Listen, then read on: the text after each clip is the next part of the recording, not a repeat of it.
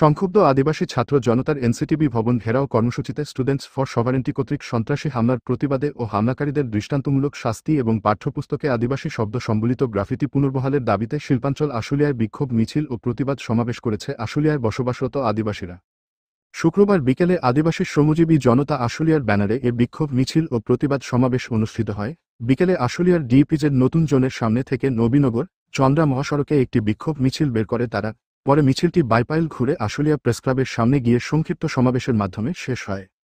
বিক্ষোভ মিছিলে আদিবাসীদের ভূমি অধিকার নিশ্চিত করতে হবে, পার্বত্য চট্টগ্রাম চুক্তি যথাযথ এবং দ্রুত বাস্তবায়ন করতে হবে, রাষ্ট্রীয়ভাবে আদিবাসী নারীদের সামাজিক নিরাপত্তা নিশ্চিত করতে হবে, পার্বত্য চট্টগ্রাম আঞ্চলিক পরিষদ বিধিমালা চূড়ান্ত করতে হবে, ভূমি বেদখল বন্ধ করতে হবে, এক জাতির দেশ নয় বহুজাতির বাংলাদেশ, ভূমি বেদখল বন্ধ করতে হবে সহ নানা স্লোগান সম্বলিত ফেস্টুন নিয়ে বিক্ষোভ সমাবেশে অংশগ্রহণ করে তারা।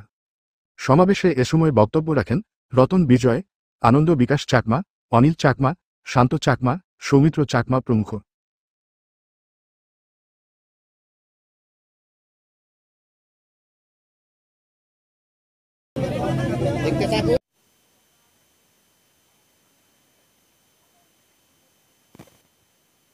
আমার পক্ষ থেকে সংগ্রামী শুভেচ্ছা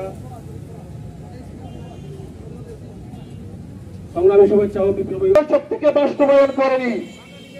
সে বাস্তবায়ন না করাতে আজকে যারা বাংলাদেশ একটা অসাম্প্রদায়িক বাংলাদেশ, এই অসাম্প্রদায়িকতা তারা নচ্চাক করে বাংলাদেশকে একটি